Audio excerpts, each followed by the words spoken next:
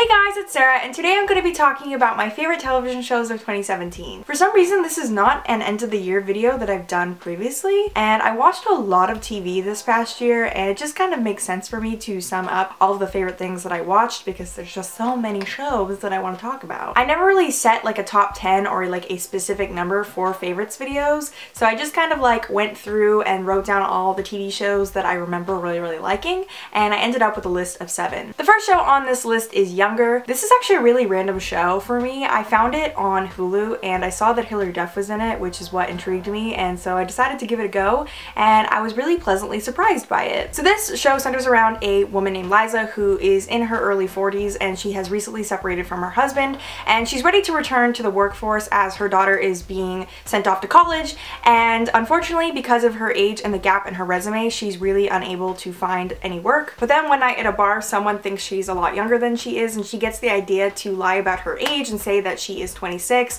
and so she ends up getting a job at a publishing house named Empirical. It's fictional for the show, and she ends up being an assistant to the marketing person, and the show is just about the hijinks of her life as she pretends to be 26, and Hilary Duff is her best friend. That's how Hilary Duff plays into the show. And I feel like if you are a book person who really likes the publishing world, this is kind of a fun show to watch because everything is about publishing books and finding new authors, and that's really fun alongside the other drama that goes on in Liza's life. There's 3 seasons of this available on Hulu now, so I'd recommend going and watching it, and each season is pretty short. It's about 12 episodes, and the episodes are only like 30 minutes long, so it's just a good time altogether. The next show on this list is The Bold Type, which is a CW show. I was recommended this show by Riley from Riley Marie because she knew that I liked Younger and she felt that The Bold Type had like kind of a similar feel, so I went ahead and watched that. This is also sort of about publishing. It's about these 3 girls in their 20s who work at a magazine company, and one of them is a writer,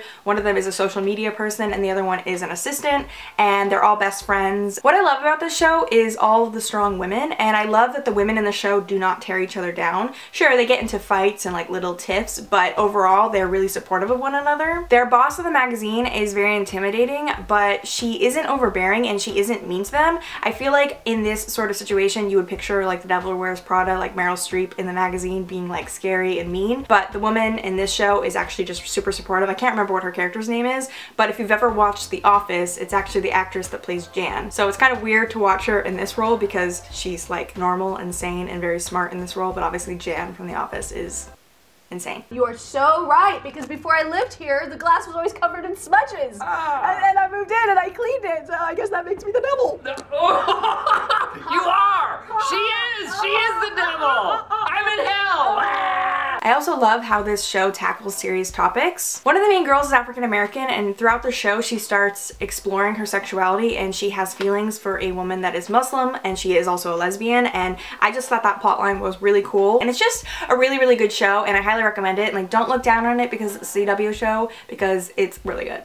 The next show on this list is Mindhunter, which is a Netflix original show, and it is a show that takes place, I believe, in the 60s, maybe it's the 70s. I think it's the 60s. When you try your best but you don't succeed.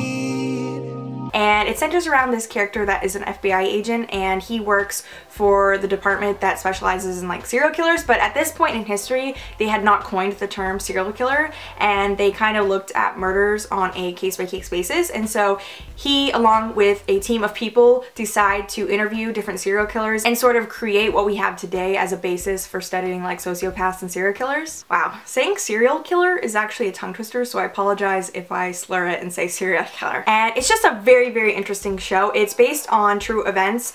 There was an FBI agent who really did do this, and so he wrote a book, and then they kind of based the show off of that. There is a lot of fiction to it as well, so keep that in mind as you watch it because they do take some liberties. But they interview a lot of very famous serial killers, and one of the main ones is Ed Kemper, who is one of the most well-documented serial killers. There's a lot of interviews that you can even watch of him on YouTube and read and everything, and so some of the dialogue is actually things that he said. And so this show was just hella creepy but hella interesting. interesting at the same time, and I highly recommend it. I watched all 10 episodes like in one day, and they are an hour long each, so it was like 10 hours of my life in a row, and I just stayed up all night, and so I highly recommend it. The fourth show on my list is Big Little Lies. This is a HBO miniseries that came out, I believe, in March. It's based on a Leanne Moriarty book of the same name. I have not actually read the book, but I did watch the show, and I think the show was about 7 or 8 episodes. Basically, the show centers around these women who live in a seaside town in California. You kind of find out in the beginning of the show that someone has been murdered, but throughout all of the episodes, they don't tell you who has been murdered.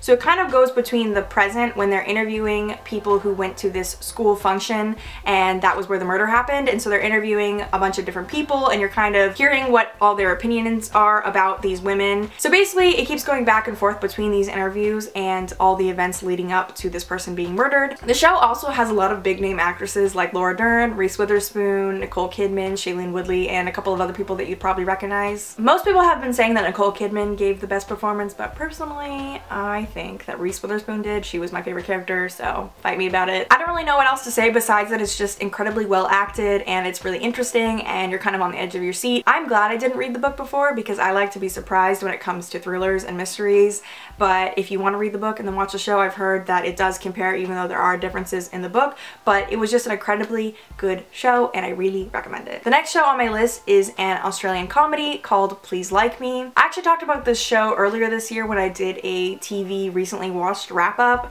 and like I said in that wrap-up, I absolutely loved this show. It is so laugh out loud funny and so heart-wrenching at the same time. It centers around this guy named Josh who lives in Melbourne, Australia, and in the very beginning of the show, his longtime girlfriend breaks up with him because he's gay, and he finally has to come to terms and admit to everyone in his life that he's gay. But at the same time that this is happening, he finds out that his mother has been suffering from depression for many years, and she actually tries to commit suicide.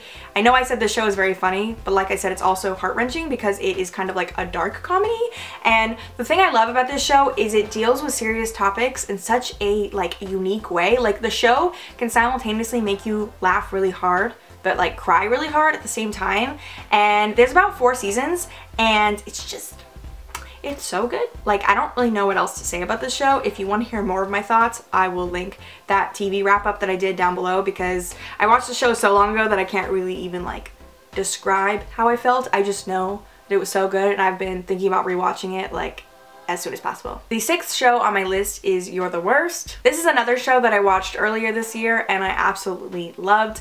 It is about this couple that meet at a wedding, and they are both what you would call terrible people, and they decide to be together because no one really likes them because they're just really selfish and they make terrible decisions. So they decide that they should give their relationship a chance because they won't be too sensitive about the bad things they do.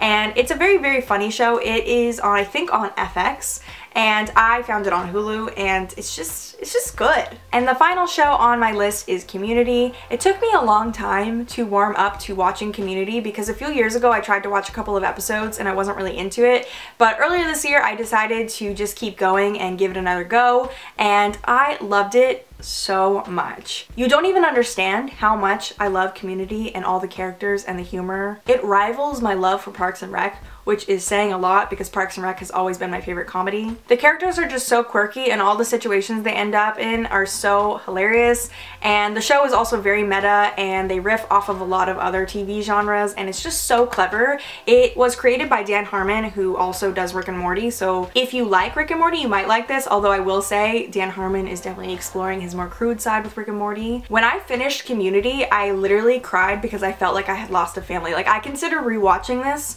on a daily basis. Like, I just love Community so much. So if you have not gotten around to watching Community but you love comedy, like, you should watch it. It's so good. But yeah, that's pretty much it for all of my favorite shows that I watched in 2017. There's definitely other shows that I watched as well, but these were just the ones that stood out to me.